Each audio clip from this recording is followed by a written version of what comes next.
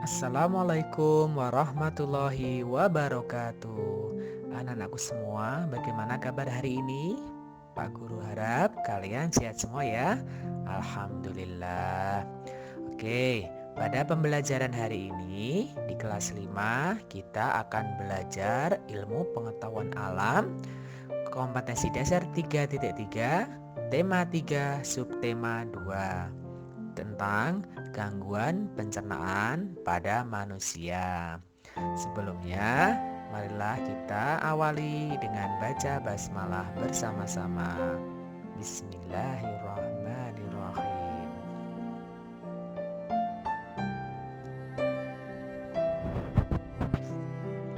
Dalam sistem pencernaan makanan pada manusia, pertemuan kemarin kita telah membahas urutan-urutan pencernaan makanan pada manusia, dimulai dari mulut, kerongkongan, lambung, usus halus, usus besar, dan anus.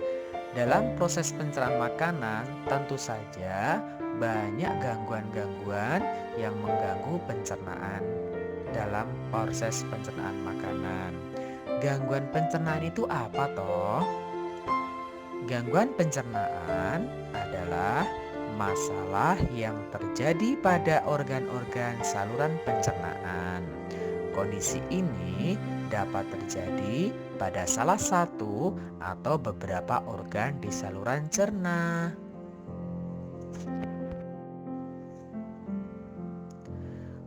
Penyebab gangguan pencernaan.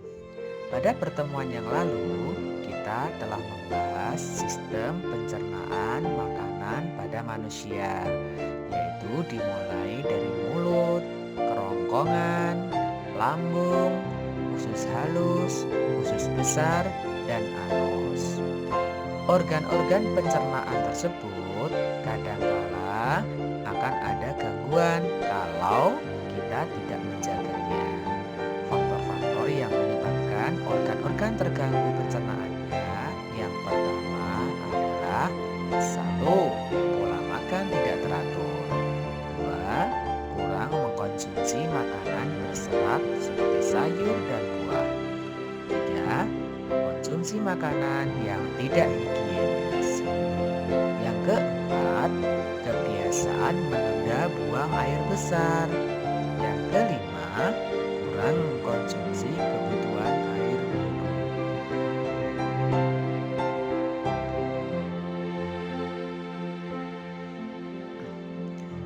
Macam-macam gangguan pencernaan. Beberapa gangguan pencernaan diantaranya adalah 1. MAH, 2. Diare, 3. Tipes, 4. Apendisitis atau usus buntu, 5. Disentri, 6. Kolera, 7. Gastritis, 8. Konstipasi atau sembelit. Dari kedelapan gangguan pencernaan tersebut, sebenarnya masih ada beberapa gangguan pencernaan yang lain. Tetapi yang biasanya dialami oleh anak-anak orang-orang yaitu MAH dan diare. Gangguan pencernaan yang akan kita bahas yang pertama adalah MAH. MAH adalah penyakit nyeri dan panas pada lambung dan usus 12 jari. Biasanya gejalanya adalah perut terasa perih dan terbakar, mual setelah makan, dan perut selalu kembung. Nah, apakah kalian pernah mengalami semacam itu? Penyebab penyakit MAH. Penyakit MAH biasanya terjadi karena 1. Pola makan tidak teratur. 2. Terlalu banyak mengkonsumsi makanan yang khas asam dan pedas. Cara mencegah MAH. Agar kita bisa terhindar dari MAH, maka kita harus melakukan beberapa hal. Yang pertama, menjaga pola makan. Dengan menjaga pola makan secara teratur, kita akan terhindar dari penyakit MAH. Yang kedua, menghindari makanan tertentu seperti terlalu asam dan pedas, karena makanan yang terlalu asam dan pedas membuat lambung kita terasa panas sehingga dapat mempengaruhi kinerja lambung dan usus kita. Yang ketiga, makan secara perlahan dan tidak berlebihan. Ketika kita makan, kita tidak boleh tergesa-gesa. Kita kunyah dulu di mulut sehingga menjadi makanan yang lebih kecil bentuknya, kemudian baru kita telan. Karena di dalam lambung, apabila makanan masih terlalu besar, maka akan kesulitan dalam mencerna. Artinya, lambung akan lebih ekstra keras dalam menghancurkan makanan. Sehingga apabila lambung tidak dalam keadaan baik akan terluka oleh makanan tersebut.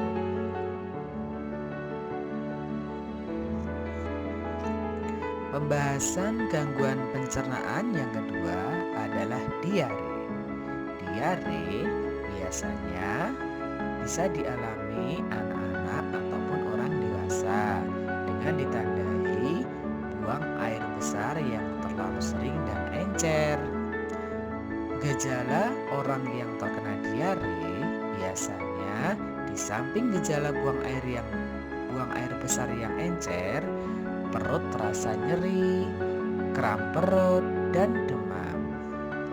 Apa penyebabnya? Penyebab penyakit diare yang pertama adalah infeksi virus, yaitu virus rotavirus.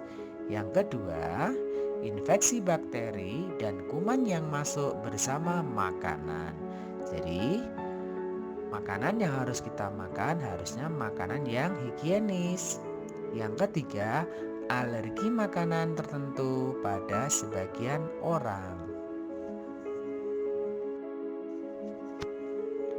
Cara mencegah diare. Ada beberapa dalam kita mencegah diare. Yang pertama, minum air putih yang matang. Kenapa harus matang?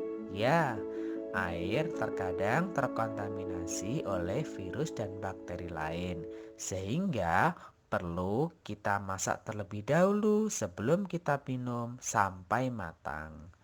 Yang kedua, menjaga kebersihan makanan. Yang ketiga, mencuci tangan sebelum makan. Apalagi tangan anak-anak yang kukunya panjang-panjang. Perlu ekstra dalam membersihkan agar ketika kita makan, kuman-kuman yang bersembunyi di dalam kuku tidak masuk dalam perut kita.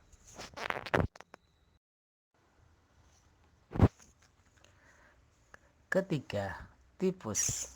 Tipes atau demam tifoid. Tipes atau demam tifoid adalah peradangan pada usus. Gejala yang biasanya dialami oleh orang yang terkena tipes adalah demam, tubuh menggigil, perut mual dan muntah, serta nyeri kepala. Penyebab dari penyakit tipes adalah makanan dan minuman yang dikonsumsi telah terinfeksi bakteri Salmonella typhosa. Dan cara mencegahnya, yang pertama, 1. Pemberian vaksin tifoid. Yang kedua, mengkonsumsi makanan higienis dan matang. Yang ketiga, cuci tangan sebelum makan.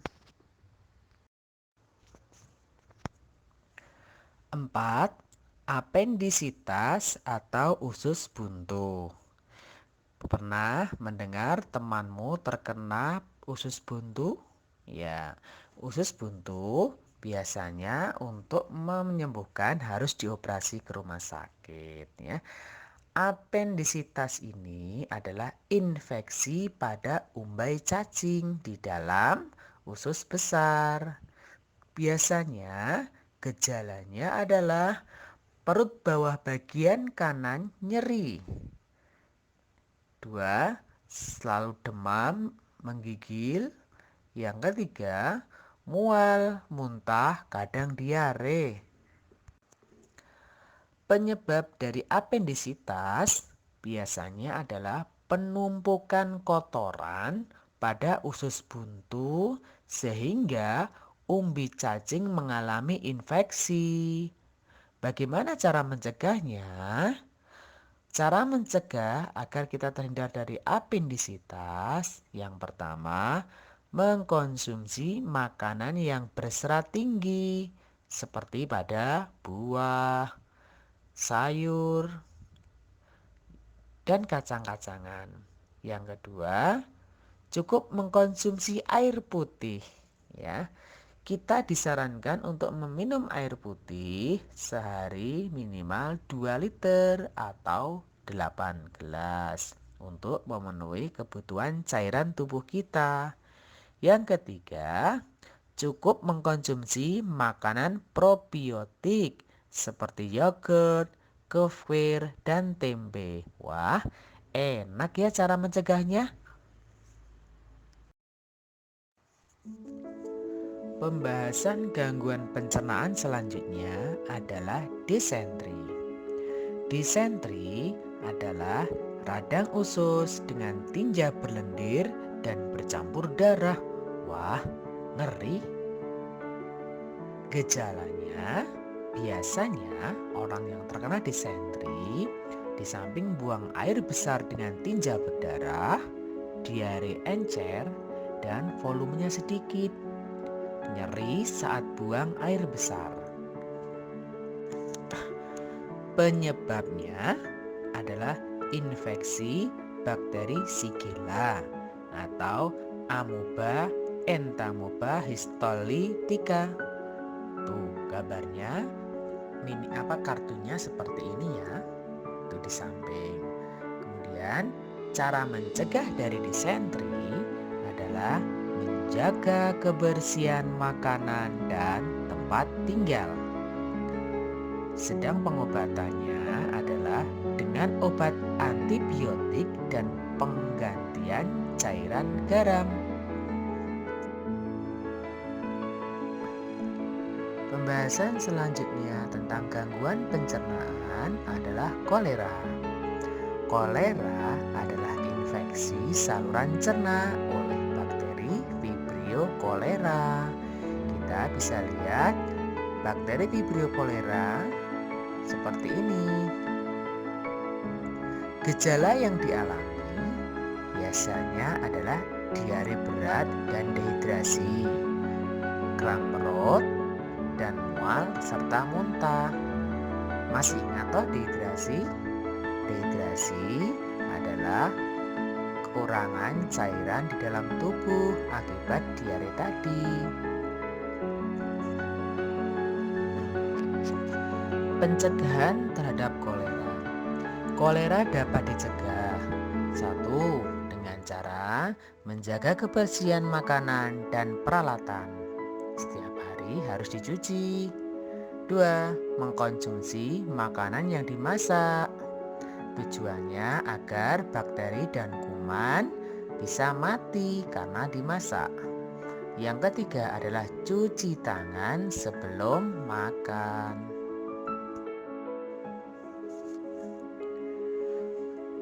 Gangguan pencernaan selanjutnya adalah gastritis. Gastritis adalah peradangan pada dinding lambung. Gejalanya yaitu nyeri dan rasa panas di lambung disertai hilang nafsu makan. Jika peradangannya menyebabkan luka pada lambung, maka dapat memicu penyakit yang lebih berbahaya, yaitu tukak lambung. Penyebab dari gastritis adalah infeksi bakteri Helicobacter pylori. Ada juga penyebab dari kita sendiri, yaitu sering mengkonsumsi obat pereda nyeri seperti ibuprofen dan aspirin. Stres dan minum Minuman beralkohol juga dapat menyebabkan gastritis. Tuh, agama melarang kita minum beralkohol karena minuman beralkohol sangat berbahaya. Pencegahan gastritis. Gastritis bisa kita cegah dengan cara: satu, mulailah mencoba mengubah porsi dan jadwal makan. Dua, hindari makanan berminyak, asam, atau pedas juga harus dihindari. Tiga, gunakan obat sesuai resep dokter. Empat, alkohol juga bisa menyebabkan gejala muncul. Maka, konsumsi minuman beralkohol juga harus dihindari. Yang selanjutnya adalah pengendalian stres juga harus dilakukan agar bisa terhindar dari penyakit ini.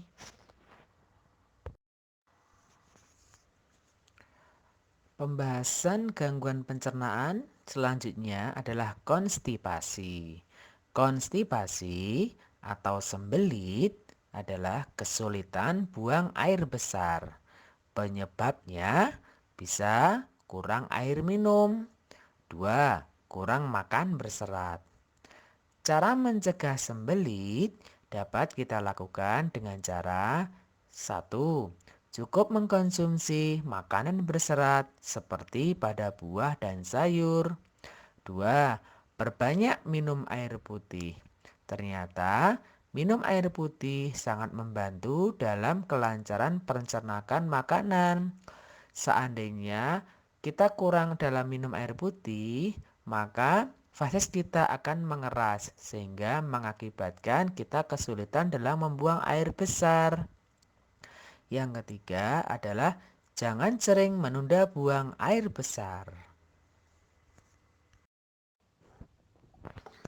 Demikian pembahasan tentang gangguan pencernaan pada pertemuan kali ini.